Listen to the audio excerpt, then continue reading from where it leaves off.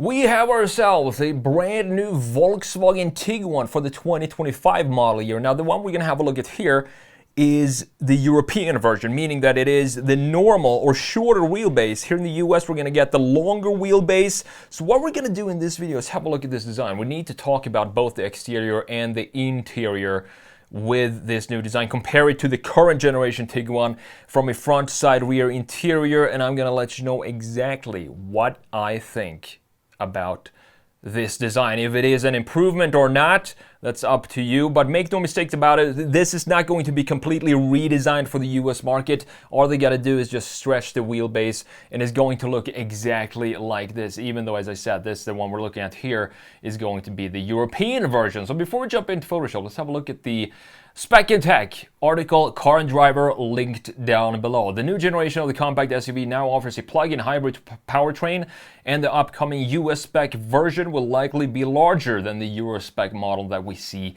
right here. I like the color, it looks pretty good. Do like these styling features, the shoulder lines that we have in the sides, but more on that in a minute. I'm going to try and restrain myself and not talk too much about the design right now. The version we'll get in the US, as I said, will be the long wheelbase variant, as the current US spec models is known as the Tiguan All-Space in other markets. The normal Tiguan here is the Tiguan All-Space in normal markets. But having a look at this and the shorter wheelbase, I really like how this looks. I think these proportions just look right for the Tiguan. I haven't even noticed that the one we have here is actually a longer wheelbase one than they get in the rest of the world. And you also get a wide range of turbocharged engines, including gasoline and turbo diesel options, plus a plug-in hybrid setup with a claimed range of 62 miles of pure electric range, which is not bad. It's gonna, cover most people's daily commute back and forth if you want to do that all electric. You can do so, meaning that you only have to go to the gas station probably once a month or something like that. We'll get a turbocharged 2-liter inline-4 here in the US, probably. This is just speculation, but makes sense.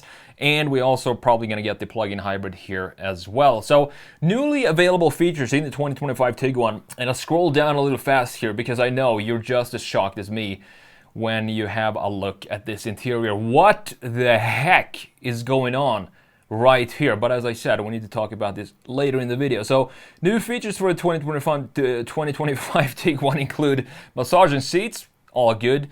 But then you have a huge 15-inch TV flat screen on the dash. And a head-up display and adaptive dampers. The gear shifters is now column mounted as well. You don't have any gear shifters down here in the center console. A new rotary controller on the center console with its own small, so you have an additional screen here. Not sure if I can see where this, probably this, maybe the one that's inside of the button itself.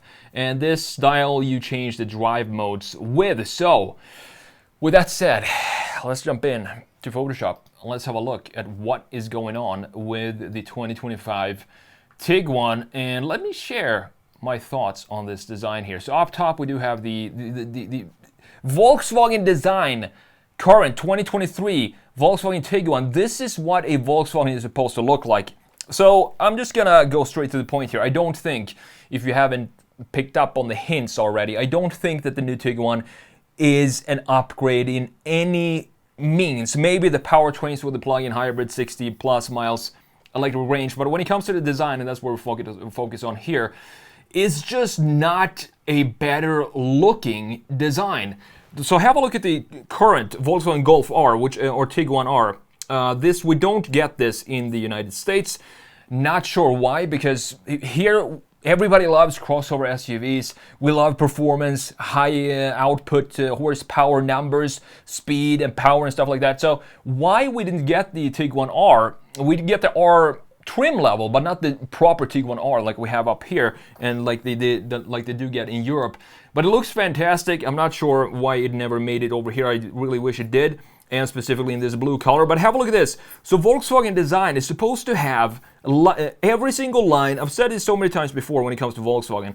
Every single design feature and line on this car needs to have a purpose, okay? So it should be a pretty static looking design if you want to properly design a Volkswagen. And I think that's exactly what they did with the current Tiguan. It's a good looking confident, proud front face, and then you have these pretty static looking details in the LEDs looking fantastic. It's not a very dynamic design, but that's not what Volkswagen is about. It's about having pretty static lines, very simplistic, minimalist design. That's what Volkswagen is about, and proper proportions. And I think they did a good job with the current Tiguan. But now look at the new one here, and what is going on with this new design? There's, first of all, too much ID design, their electric range, ID4, ID5, ID7. There's too much of that softness going on in the front end. We do have a big light bar, as you can see right here, which is typical for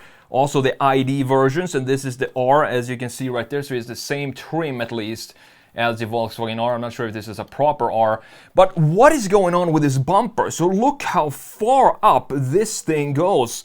It's so grotesque to have a big black piece sticking up like this and completely removing the bumper, the clear separation that we have with this gorgeous classic bumper in the current Tiguan, and then they just removed it and added this, like a very lazy approach. Like, we need to fill up this height with something. Let's just add black mesh onto the front end and call it a day. That feels like that's what they did, because if we look here and how much of this is actually functional, this entire section right here is all blocked off, as you can see. There is nothing going on here. Same thing in this side on the driver side or the passenger side. We do have some functionality in the sides here, but overall, this softness and roundness that is being infiltrated now in Volkswagen designs, I am not a huge fan of that at all. That's why I do love the ID GTI. I think that is I hope that is the direction that Volkswagen is going to go and move away from this softness that we have in the ID models, and now also moving over, as you can see, to the normal crossovers and the SUVs, for example, right here, the Tiguan. So in the front end, definitely prefer the current generation Tiguans. There is no question about that. Also, the hood has this weird chamfer up top, making it look like it had a big forehead up here, while in the current one you have just a nice line flow going from the A-pillar into this trim piece or the grille section. So we have a connection in the grille and the lines that we have in the hood as well. It's just a beautiful design, which they, I think, totally screwed up with the new one. So having a look at the side view, and this also has some of this roundness to it, as you can see, compared to the current one. And the new one doesn't look bad. I'm not saying that it looks bad at all, but it just doesn't look Volkswagen. It's like they completely removed all of their identity when they started introducing the ID models and came up with something more South Korean or Japanese when it comes to the styling. And that, as I said, it doesn't look bad, but it just removes all of the static features that we're used to seeing in Volkswagen. Just look at these clean lines that we have in the current Tiguan, and the roof line as well going up here and then almost straight back, and then you have this nice cut or end point with this angle, almost a Golf C-pillar in the Tiguan here. Clean, static angles and lines, and that's exactly what you want from this brand. Now looking at the new one, we do have a lot more curvatures. For example, look at the shoulder line and how that's changed from this very static horizontal line that we have in the current one. Now we have two fluid, almost organic lines in this section. And this just, if I look at the side view here, there's no way I could say for certain that this is a Volkswagen when I look at it. I definitely can do that with the current Tiguan, but the new one just feels like it could be a Infiniti, maybe a Genesis. I'm not sure what is going on here with this design.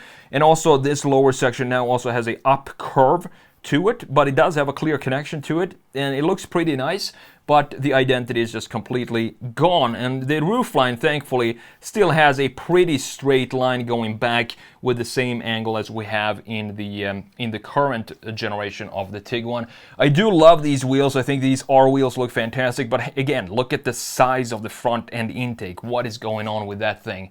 Just needs to dial it back a little bit, the Volkswagen designers, and go back to their core identity when it comes to design.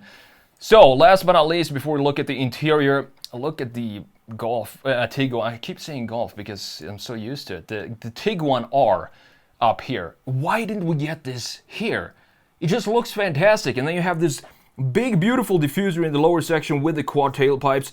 Looking great, super sporty. This is a crossover or a small SUV that I would probably be interested in. It has the clean European style elegance to it.